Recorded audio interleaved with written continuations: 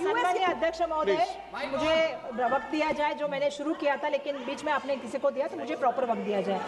मैं सम्मानीय अध्यक्ष महोदय, मुझे आज जो है वो इलेक्शन रिफॉर्म की चर्चा में जो अत्यंत संवेदनशील, महत्वाकांक्षी और देश के भविष्य से जुड़ी हुई चर्चा में भाग लेने का, हिस्सा लेने का आपने मुझे जो अवसर दिया, मैं आप सबका बहुत यहाँ पे धन्यवाद व्यक्त करना चाहूँगी।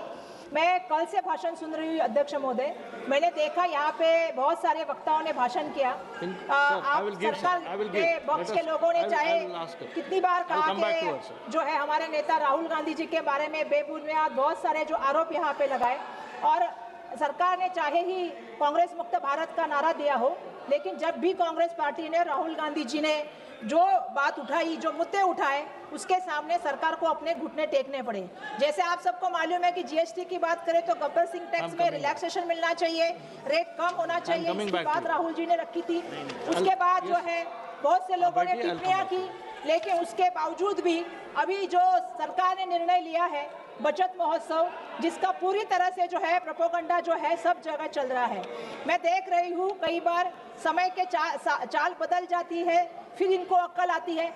अध्यक्ष महोदय, मैं आपके माध्यम से एक और चीज कहना चाहती हूँ, यही कहानी बार बार दोहराई जाती है। जैसे आपको मालूम है कि अमेरिकी राष्ट्रपति ट्रम्प ने जो टैरिफ का निर्णय लिया, विदेश नीति के ऊपर कांग्रेस पार्टी ने जब बात आई तब बात की, आर्थिक नीति के बारे में राहुल जी ने अपनी बात रखी, नोटबंदी के ऊपर अपनी बात रखी, जब कोरोना जैसी महामारी का सुनामी आई थी तब अपनी बात रखी।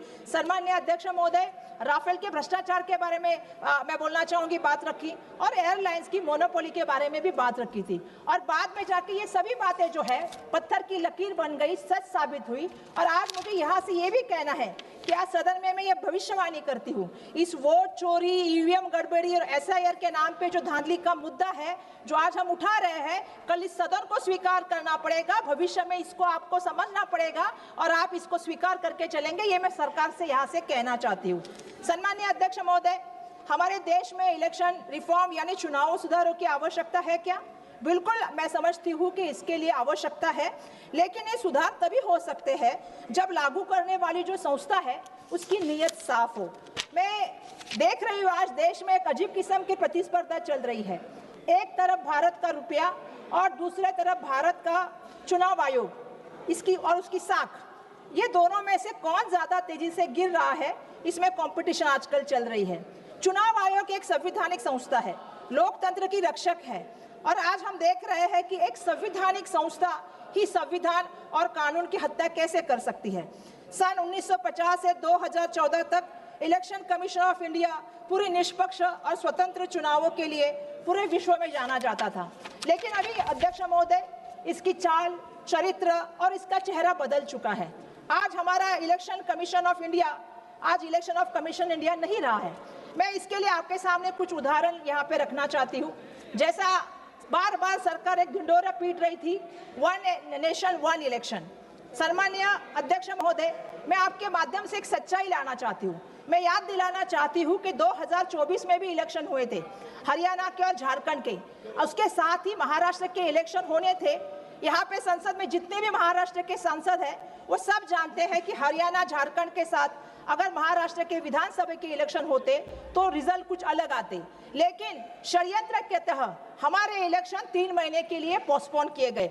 और इसके बीच में अध्यक्ष महोदय सहयोग की बात देखिए, जब आपको मैं बताना चाहती हूँ विधानसभा 2019 और लोकसभा 2024, इसके बीच में जो मतदाता सूची है उसमें 32 लाख की जो है बढ़ोतरी होती है, लेकिन लोकसभा 2024 और विधानसभा 2024 इसके बीच में जो है लगभग 39 लाखों की मतदाता की वृद्धि होती है।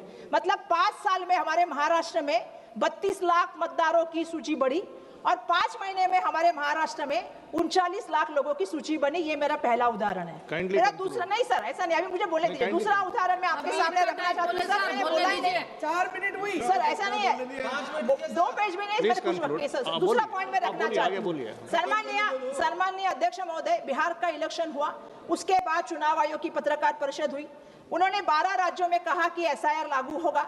उसके बाद हमारे राज्य के सरकार की चिट्ठी जाती है और उसके ऊपर क्या होता है सन्मान्य अध्यक्ष महोदय, चुनाव जो है वो जो हमारा SIR है वो रद्द किया जाता है। जैसे अमेरिका से फोन आता है हम सरेंडर करते, वैसी तरह से चुनाव आयोग सरकार के ऊपर से निर्णय लेता है। बिहार में तो 2 महीने पहले आप करते हो, लेकिन महाराष्ट्र की सरकार की, तो मेरा ये कहना है कि चुनाव आयोग की जो निष्पक्षता है, चुनाव आयोग का जो काम है वो चुनाव आयोग कर रही है क्या? मुझे आज यहाँ पे पंडित HN कुंद्रू जी की संविधान सभा में कही चेतावनी याद आ रही है।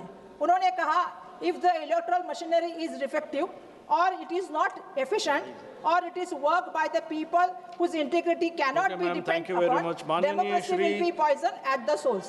तो आज कुंद्रू जी की वो सर, मुझे महाराष्ट्र की कुछ बातें कहनी है, मुझे बोलने का थोड़ा मौका दीजिए। Please conclude in 1 minute, please.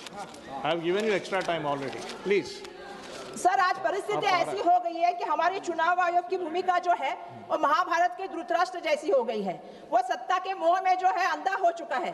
लोकतंत्र का जो है वो चीरहरण हो रहा है, संविधान की हत्या दिखाई दे रही है। उसके लिए मैं महाराष्ट्र की कुछ उदाहरण यहाँ पे तौर पे रखना चाहती हूँ। मुझे कृपया आप विनंती कीजिए, विनंती है कि जरा बोलने दीजिए। हमने क्या देखा?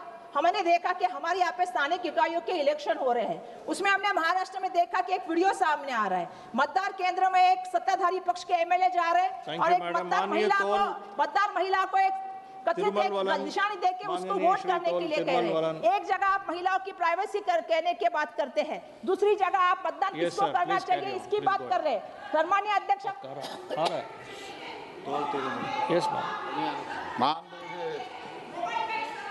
மாண்புமிகு அவை